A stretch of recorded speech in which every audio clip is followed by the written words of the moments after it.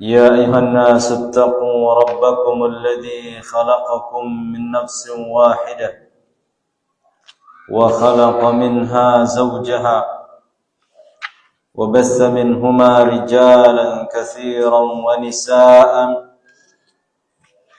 واتقوا الله الذي تساءلون به والأرحام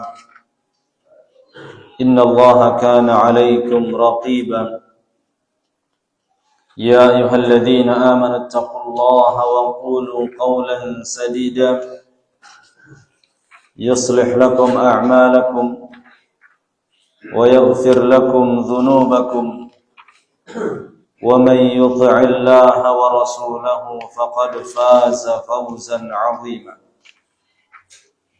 أما بعد فإن أصدق الحديث كتاب الله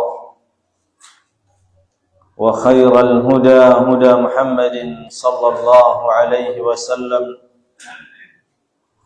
وشر الأمور محدثاتها فإن كل محدثة بدعة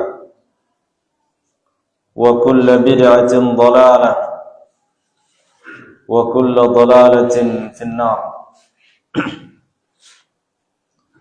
Ma'asyiral muslimin dan muslimat rahimani wa rahimakumullah.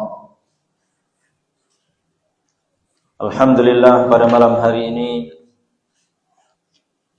Allah Subhanahu wa taala memberikan kita kesehatan dan juga kesempatan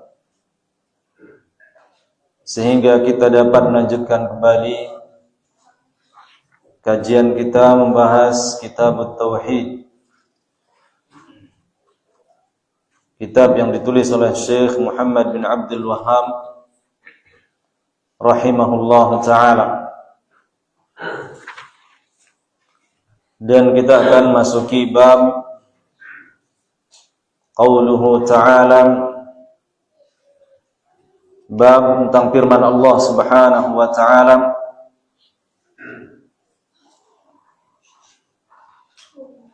yakni dalam surat An-Nisa ayat 60.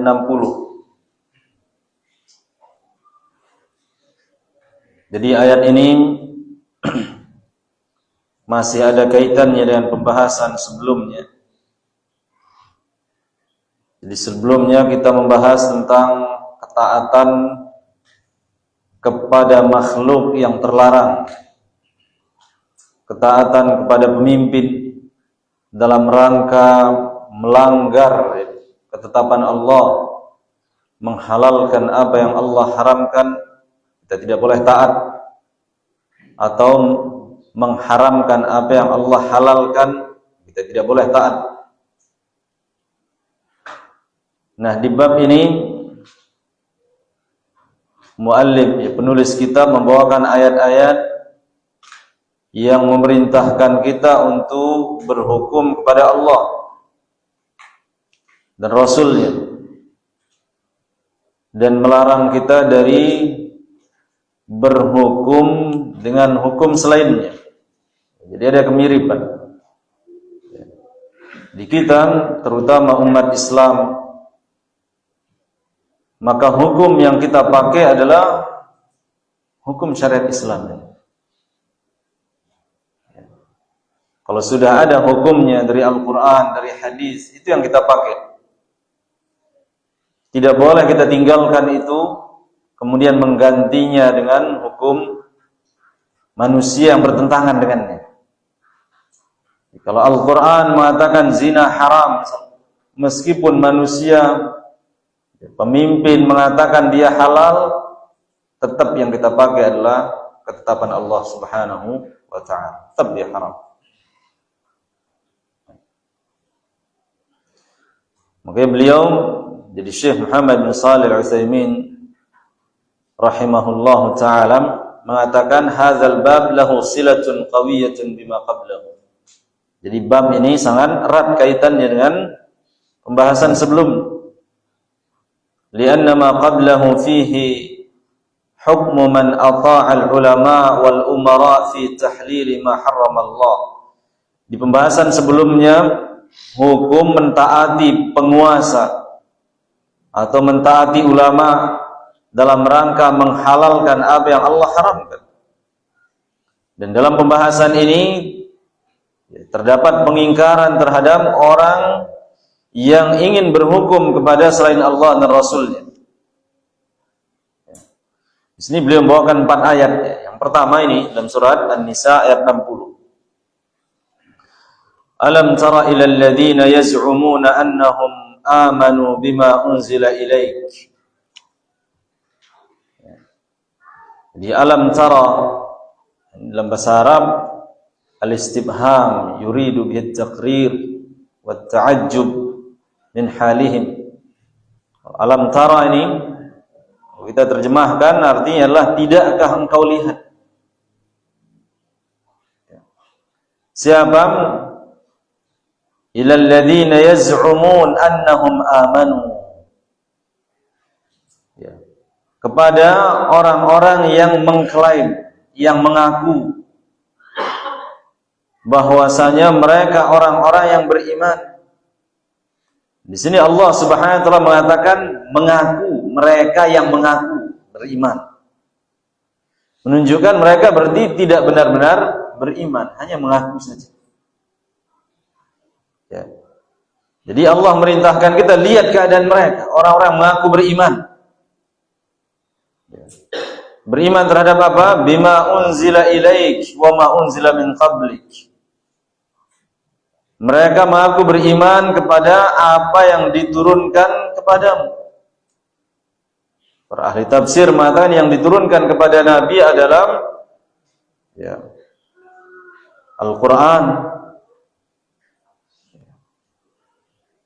dan juga As-Sunnah.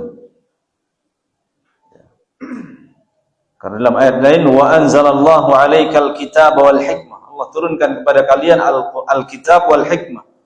Al-hikmah kata para ulama adalah sunnah.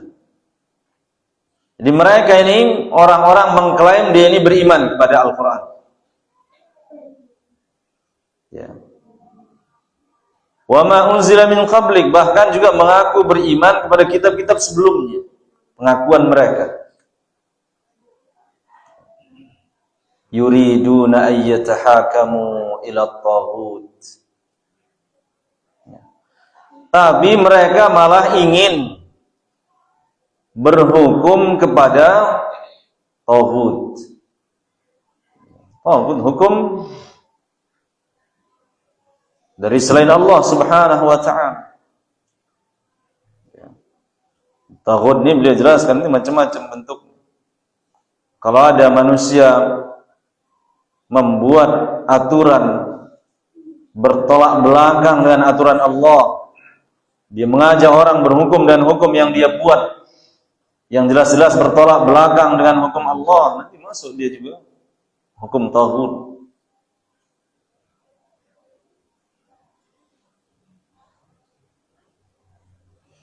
Maka beliau menjelaskan di sini taghut ini sighah mubalaghah min at-tughyan.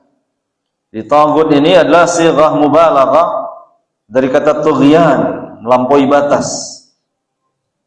Fa fihi i'tida' wa baghi. Di dalamnya terdapat permusuhan, kezaliman.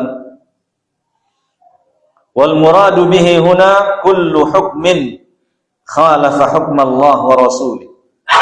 Dan yang dimaksud dengan hukum taghut, hukum yang melampaui batas ini adalah semua hukum yang menyalahi hukum Allah dan Rasul. Namanya hukum taghut. Karena hukum Allah itu keadilan. Sementara kalau ada hukum bertentangan dengan keadilan, berarti dia hukum yang melampaui batas, hukum yang berisi kezaliman. Kalau ada hukum bertentangan dengan hukum Allah, maka hukum Allah itu yang benar, yang berisi keadilan. Hukum yang bertentangan dengannya itulah hukum yang salah, yang berisi penyimpangan, berisi kezaliman, kejahatan. Ini wajib kita yakini demikian. Hukum Allah, Allah yang buat. Ilmu Allah sempurna, keadilan Allah sempurna, hikmahnya sempurna. Sementara hukum manusia muncul dari ilmu yang pendek,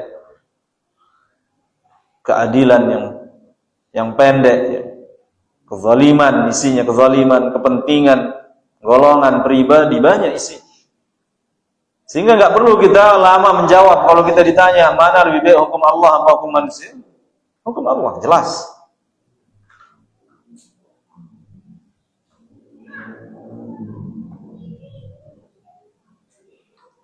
Wa kullu hakimin yahkum bi ghairi ma anzalallahu ala rasulih. Dan juga mencakup, kata beliau, setiap orang atau pemimpin yang dia membuat aturan dan aturannya ini bertentangan dengan Al-Quran dan Sunnah. Masuk dia di situ juga hukum taghut. Amma taghut bil ma'na al-a'am. Adapun taghut, jadi kan hukum taghut, sekarang taghut ini dengan makna yang lebih luas. Ibnu Qayyim menjelaskan, kullu ma tajawazal 'abdu bihi haddahu. Ya. Jadi taghut dengan makna yang lebih luas, setiap yang diperlakukan oleh hamba ini dengan cara melampaui batas, baik melampaui batas dalam mentaatinya. Jelas-jelas yang disuruh ini perkara haram, tapi tetap dia taati. Nah, ini juga dia berarti menjadikannya orang yang dia taati dengan cara berlebihan, masuk dia taghut. Min ma'budin, dia disembah selain dari Allah, taghut dia. Au matbu'in, dia diikuti meskipun melanggar syariat Allah tetap dia diikuti, begini taghut. Au muta'in, atau kebablasan dalam mentaatinya juga, maksud dia taghut. Jadi kita perjelas lagi, ayat ini berbunyi, tidakkah engkau lihat kepada orang yang mengaku beriman kepada Al-Quran, tapi malah ingin berhukum kepada hukum selain Allah, hukum taghut. Wa qad umiru ay yakfuru bihi. Ya. Padahal Allah telah perintahkan dalam Al-Quran agar mereka kufur terhadap taghut itu.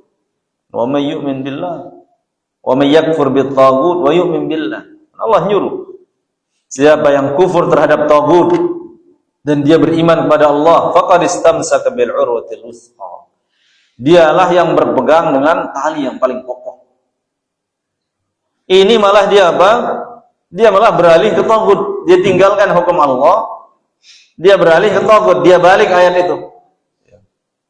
Wa may yakfur billah berarti wa yu'min bit taghut. Dia kufurnya kepada Allah, malah condongnya kepada taghut. Ya, amarahumullahu bil kufri bit taghut amran laysa fihi lubsun wala khafa. Jadi Allah perintahkan kita untuk ingkar kufur terhadap taghut ini dengan secara jelas. Ya.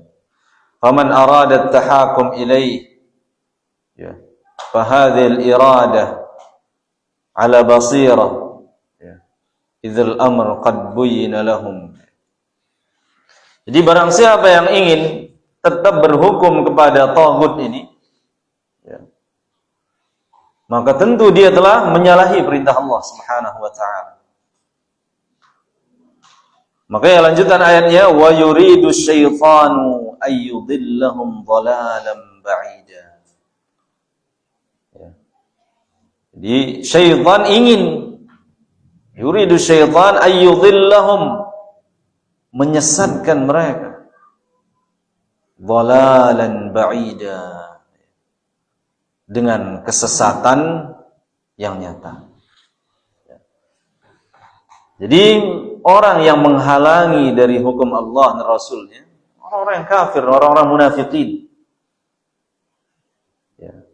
Makanya kalau ada orang yang benci, tidak senang melihat saudaranya berhukum pada hukum Allah, berhukum hukumnya disampaikan oleh Rasulullah SAW, dia tidak senang, dia menghalang-halangi, maka dia telah mengikuti jejaknya orang-orang munafikin.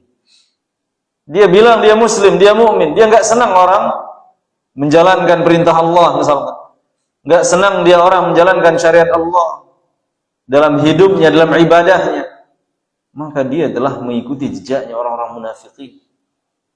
Kalau dia betul beriman, dia akan senang saudaranya menjalankan keimanan tersebut. Ya. Baik dalam akidahnya, dalam ibadahnya, dalam akhlaknya. Tetap ya, yang menjadi panduan kita adalah Al-Quran dan Sunnah. Ini adalah hukum Allah.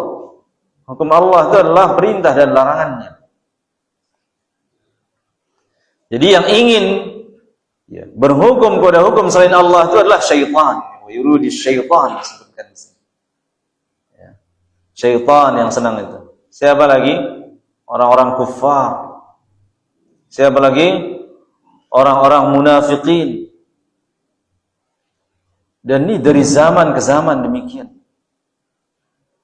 Allah juga berfirman, wa idza qila lahum ta'alu ila ma anzalallah wa ila ar-rasul.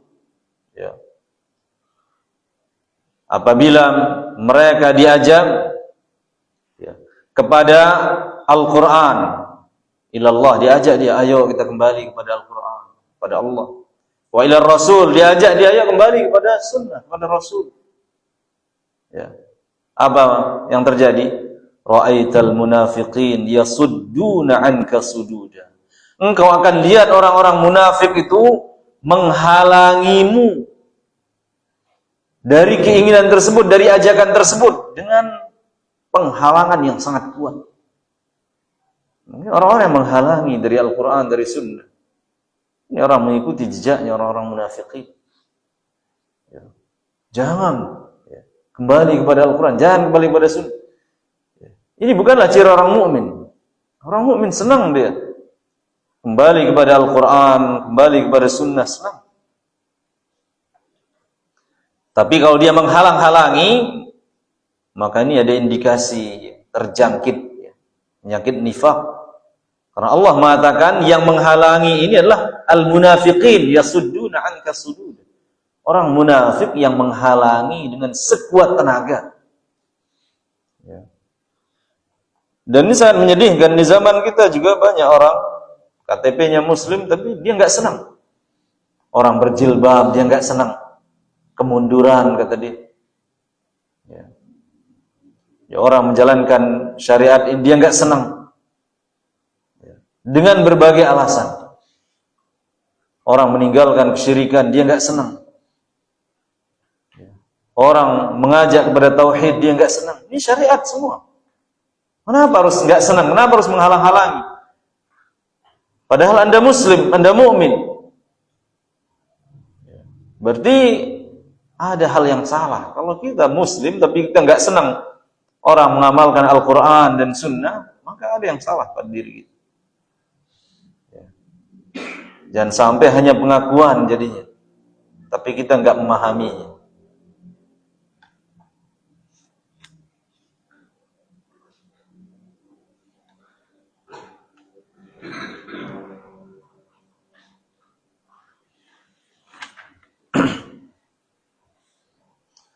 Nah, kemudian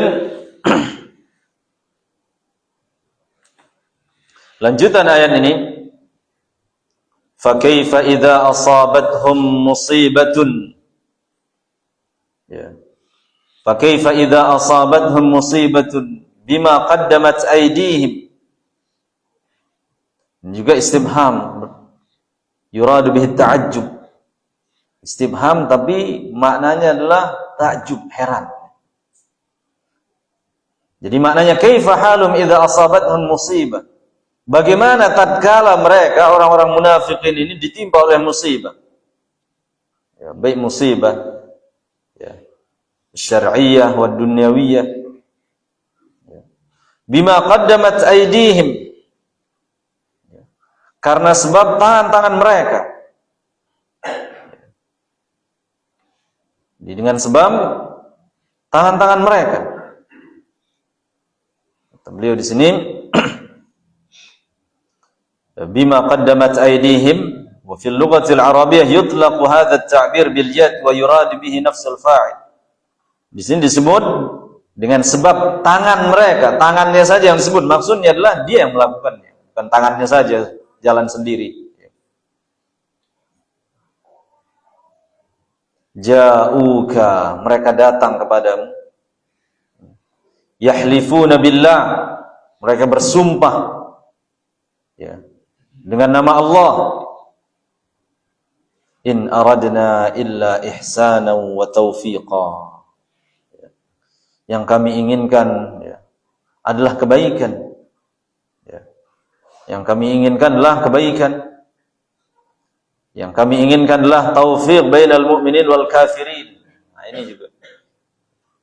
Jadi ketika dia sudah ketahuan penyimpangannya, kentara dia membenci hukum Allah dan hukum Rasulnya, beralasan dia mengatakan, maksud kami baik, kami ingin membuat pendekatan antara hukum Islam dengan hukum orang-orang kafirin.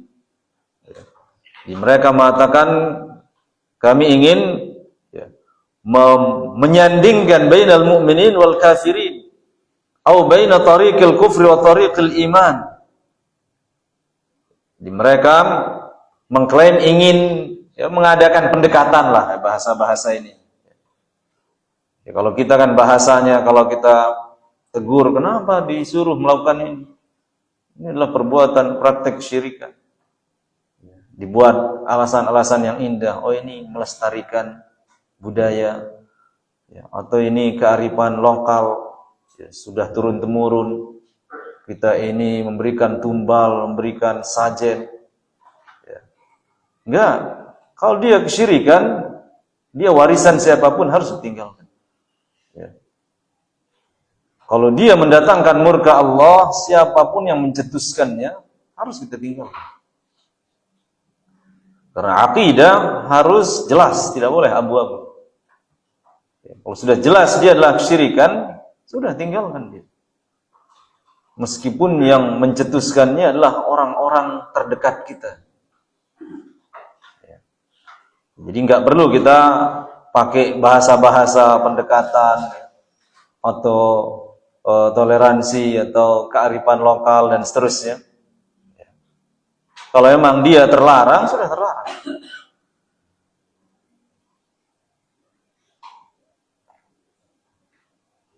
Wa hadhihi halul munafiqin, demikianlah keadaan orang-orang munafikin. Fahum qalu, mereka selalu mengatakan, aradna an nuhsinal manhaj wal maslak ma'ahula wa haula. Kata Syekh Utsaimin, demikianlah orang-orang munafikin pintar bicara. Kalau dia ditegur, dia selalu mengatakan, kami ingin mengadakan pendekatan antara metode orang mukmin dengan metode orang-orang kafir.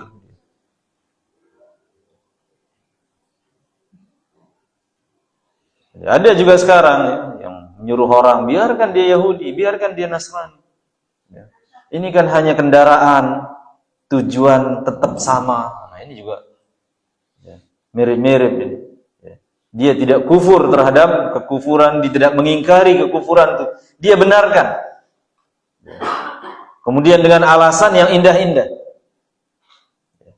Kalau Islam tidak, kalau memang dia terlarang, dia haram, tinggalkan.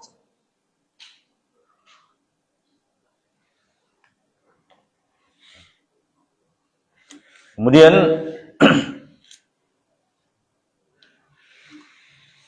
beliau bawakan lagi firman Allah Subhanahu wa taala, wa idza qila lahum la tufsidu fil ardi qalu innama nahnu muslihun. Jadi apabila dikatakan kepada mereka, orang-orang munafikin, la tufsidu fil ard, jangan kalian buat kerusakan di muka bumi ini. Qalu innama nahnu muslihun. Mereka mengatakan, kami ini tidak membuat kerusakan, kami sedang membuat perbaikan. Dan memang Allah menyebutkan orang munafikin ini apabila berbicara, tu'jibuka aqwaluhum, tu'jibuka qauluhum, takjub gitu dengan kata-katanya, bagus-bagus. Sudah jelas-jelas melakukan kesalahan, melakukan penyimpangan, selalu dia bungkus dengan kata-kata yang halus.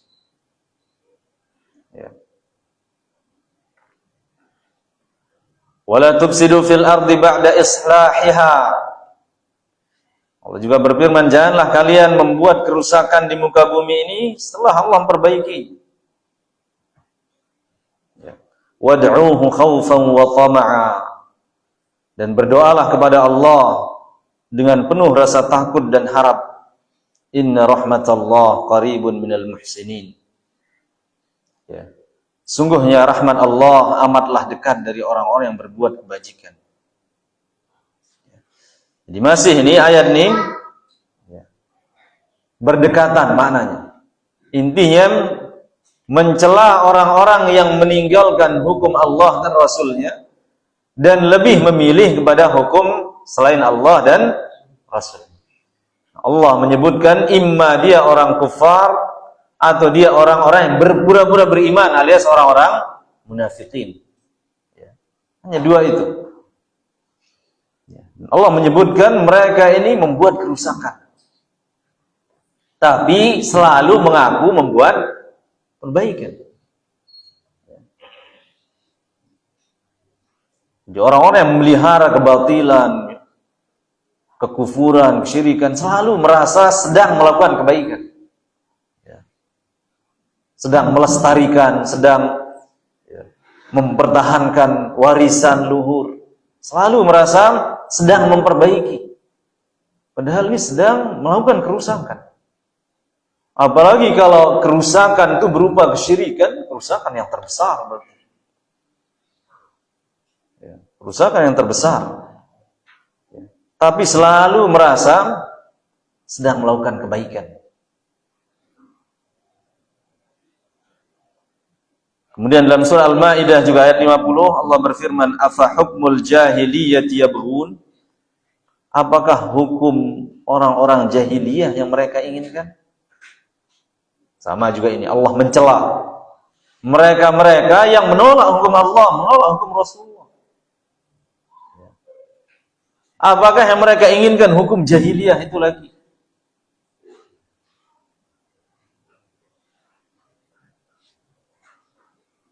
Nah ini dari ayat yang beliau bawakan dari 3 surat ni An-Nisa ayat 60 sampai ayat 62, kemudian Al-Baqarah ayat 11, kemudian Al-A'raf ayat 56, kemudian Al-Maidah ayat 50. Yang kalau kita simpulkan semua ini anjuran agar kita kalau betul orang-orang beriman harus berhukum kepada Allah dan Rasul. Kalau kita mengaku beriman, tapi malah menginginkan hukum-hukum selain dari hukum Allah dan Rasulnya, maka ini adalah hanya pengakuan. Alias orang-orang munafikin.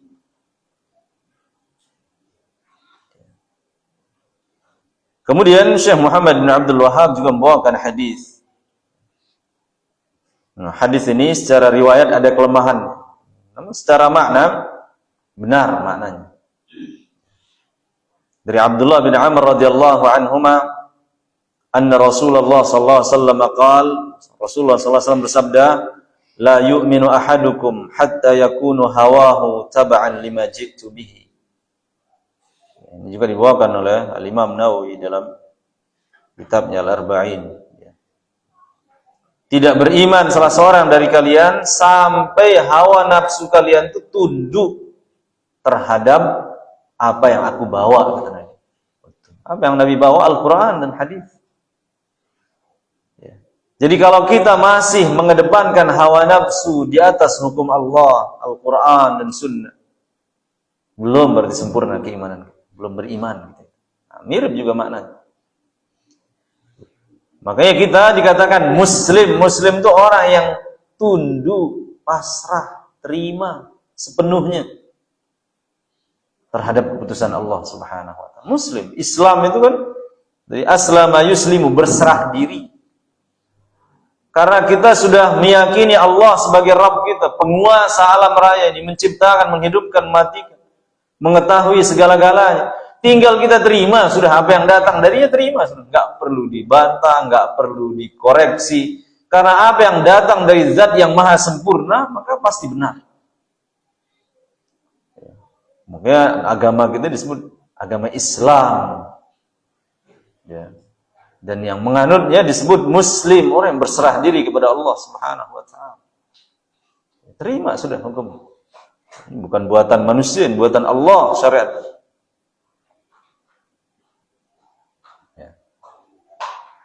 Jadi hadis ini seperti yang kita bilang didhaifkan oleh Syekh Albani. Dan Al-Imam Nawawi menilai hadis ini hadis yang sahih. Biasa. Ya, perbedaan dalam menilai sebuah hadis itu kadang terjadi.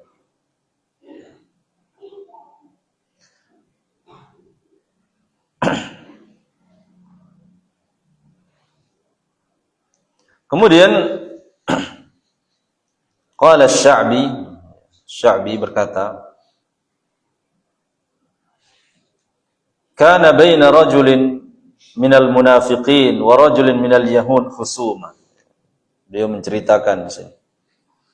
Pernah terjadi pertengkaran, perselisihan antara dua orang, ya. Yang satunya munafik, ya.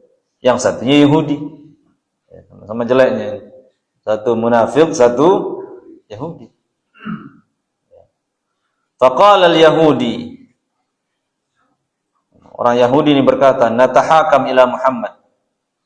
Yahudi ini berkata, ayo kita berhukum kepada Muhammad. Jadi Muhammad yang kita jadikan pemutus perselisihan kita ini. Li'annahu arafa annahu la ya'khudhu rishwah. Orang Yahudi ini tahu Nabi Muhammad ini enggak bisa disogok. Kemudian waqala al-munafiq, orang munafik ini justru mengatakan natahakam ilal yahud. Mending orang Yahudi yang kita jadikan sebagai hakim, penengah kita, memutus keputusan kita. Ya. Li'ilmiha annahum ya'khuduna ar-rishwah. Orang munafik ini memilih Yahudi karena dia tahu orang Yahudi bisa disogok. Ya. Fattafaqa ayyatiya kahinan fi Juhainah fayatahakama ilaihi. Pada akhirnya mereka berdua ini sepakat mendatangi dukun di Juhainah, sehingga mereka malah tinggalkan hukum Allah, tinggalkan Al-Quran. Mereka juga nggak mau ke Yahudi, malah pergi ke dukun. Nah, maka turunlah ayat ini mencela mereka. Tidakkah engkau lihat orang-orang yang mengaku beriman? Ya, orang Yahudi kan mengaku beriman kepada kitabnya. Orang munafikin mengaku beriman kepada Nabi Muhammad, tapi malah berhukum kepada kahin. Dia tinggalkan hukum Allah, hukum Rasulnya. Dia tinggalkan, malah pergi kepada hukum selainnya. Maka Allah mencelanya. Ya. Turunlah ayat ini mencela mereka.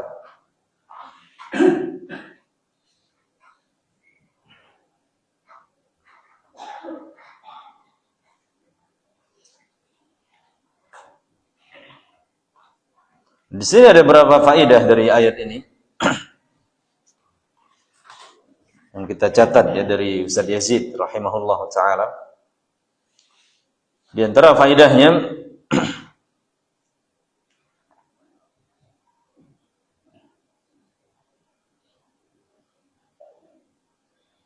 kata beliau, inna kutubas samawiyah munazzalun minas sama' laisa makhluqan.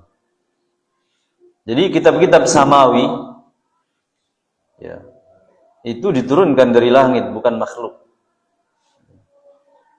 Mulai dari Al-Quran, ya, Injil, Zabur, Taurat, disebut kitab samawi. Ya. Kemudian faedah yang kedua, tahrimut tahakum bi ghairi syar'illah wa rasul. Haramnya kita berhukum selain dengan syariat Allah dan Rasul. Jadi kalau sudah ada keputusannya dalam syariat kita, itu sering kita pegang. Khamar, sudah ada keputusan dia haram, minuman keras. Jangan kita cari-cari hukum yang lain, fatwa yang lain. Lalu kita amalkan itu, berarti kita meninggalkan hukum Allah Subhanahu wa taala. Kemudian yang ketiga, at-tahakum bi ghairi syar'illah min alamatin nifaq al-i'tiqadi. Berhukum kepada selain Allah, menggunakan selain dari syariat Allah, ini tanda kemunafikan. Bahkan kemunafikan yang besar, i'tiqadi. Jadi ada nifaq amali, ada nifaq i'tiqadi. Nifaq amali ini nifaq yang kecil, semua kita kadang kena, berbohong, berkhianat, mengingkari janji. Ini tanda orang munafik, tapi ini nifaq amali.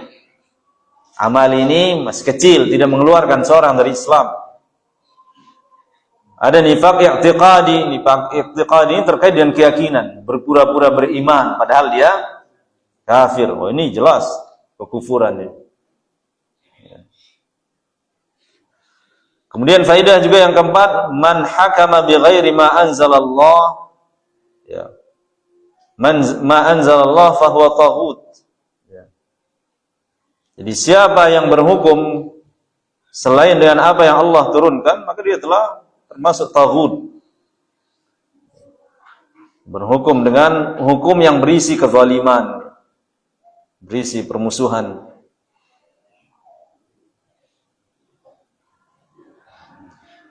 Kemudian kata beliau, anna sabab wuqu'il muslimin al-yawm fil mihan, ya, huwa i'raduhum an syar'illah.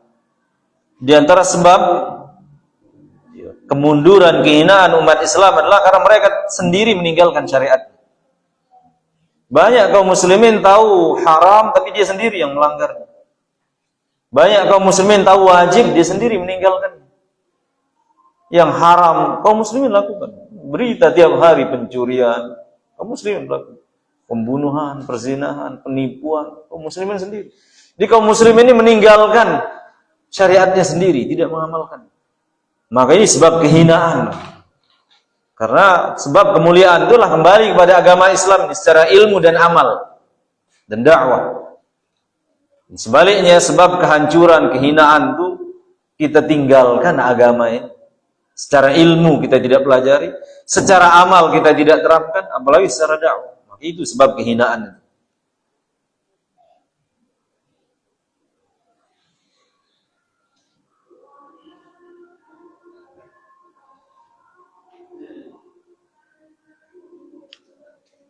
Nah, kemudian kita bacakan sedikit ta'liq dari Syekh Nasir As-Sa'di rahimahullah ta'ala. Kata beliau,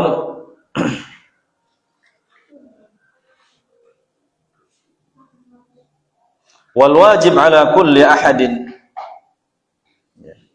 alla yattakhidha ghaira Allah hakama. Jadi wajib atas setiap orang jangan sampai dia menjadikan selain Allah Subhanahu wa taala sebagai pemutus hukum. Allah Subhanahu wa ta'ala membuat syariat ini. Wa ayyarudda ma tanaza'a fihi an-nas ila Allah wa rasul. Dan hendaklah dia kembalikan semua perselisihan manusia ini kepada Allah dan Rasul. Ya, sebagai firman Allah, fa in tanaza'tum fi syai'in farudduhu ila Allah wa rasul. Apabila kalian berselisih dalam masalah apapun, kembalikan dia kepada Allah dan Rasul, kembalikan kepada Al-Qur'an dan Sunnah. Perselisih dalam masalah akidah, itu sudah kembali. Mana dalil Al-Quran, Sunnah? Berselisih dalam masalah ibadah, ada begini, begitu. Kita berusaha mencari penengahnya dari Al-Quran dan Sunnah. Kalau sudah jelas Sunnah, Al-Quran mengatakan A, Sunnah mengatakan A, jangan lagi kita ambil B itu. Sudah jelas, karena itu hukum yang menjadi pedoman kita sesama Muslim. Ya. Jangan lagi kita mengatakan, tapi kan dokter ini mengatakan boleh. Al-Quran mengatakan wajib menutup aurat bagi wanita. Dia mengatakan, tapi dokter ini mengatakan boleh. Enggak perlu ke dokter lagi. Kalau sudah Allah dan Rasulnya mewajibkan, enggak perlu lagi.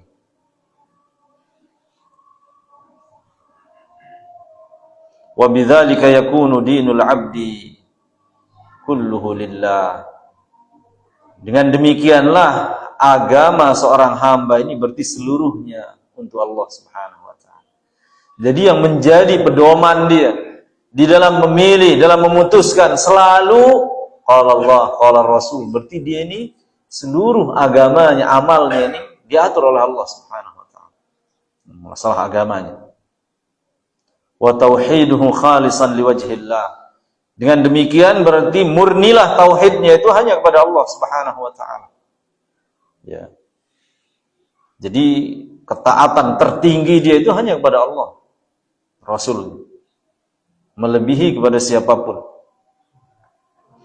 Wa kullu man hakama ila ghairi hukmillah, dan siapa saja yang berhukum kepada selain hukum Allah, selain dari hukum Rasulnya sallallahu alaihi wasallam, faqad hakama ila taghut, berarti dia telah berhukum dengan taghut.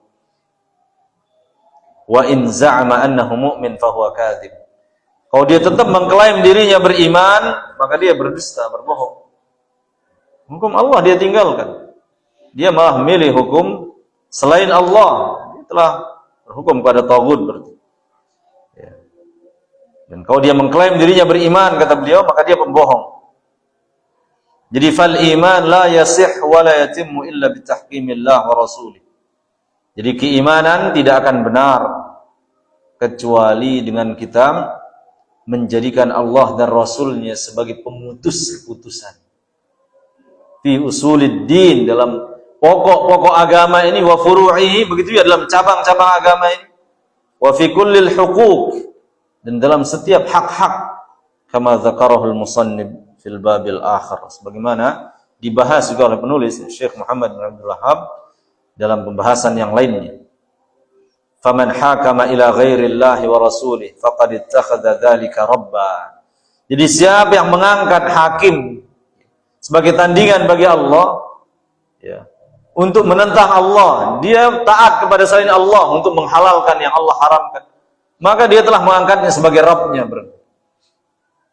Waqad hakama ila taghut, dan dia juga terjerumus, ya, berhukum kepada taghut. Ya. Jadi singkatnya ini juga pembahasan yang sangat penting, bahwa di antara, ya, cakupan tauhid itu adalah berhukum kepada hukum Allah dan Rasul. Ya. Karena kan berkaitan dengan rububiyah kita, kan kita sudah bersyahadat. Kita sudah mengikrarkan Allah sebagai sesembahan kita, pencipta kita. Maka hukumnya kita harus terima, wajib kita terima. Dan kita sudah akui Allah ilmunya meliputi segalanya. Berarti kalau Allah membuat aturan, aturannya yang paling adil. Kalau ada aturan bertentangan dengannya, jangan kita terima. Karena nggak mungkin aturannya mengalahkan keadilan Allah Subhanahu wa taala, nggak mungkin, siapapun dia, setinggi apapun sekolahnya. Kalau hukumnya menyalahi hukum Allah, nggak mungkin hukumnya yang benar, nggak mungkin. Dia masih makhluk. Ya. Karena Allah mengatakan wa ma utitum minal ilm illa qalila. Tidaklah kalian diberikan ilmu kecuali sedikit. Ilmu yang sedikit ini kita ingin menentang Allah, ilmu Allah yang sempurna. Mungkin adalah, ya, tidak tahu diri namanya. Jadi tidak tahu diri. Ya. Menurut saya, ya, syariat ini tidak relevan menurut dia. Allah dia ingin tentang. Allah membuat syariat ini sampai akhir zaman. Dimanapun dan kapanpun tetap relevan. Allah jadikan Islam ini sampai akhir zaman. Nggak ada istilah nggak berlaku lagi. Jadi hanya pemikiran kita yang pendek yang mengira, ya, tidak berguna lagi syariat ini, syariat ini, syariat ini. Ya, karena sudah azan, kita azan dulu.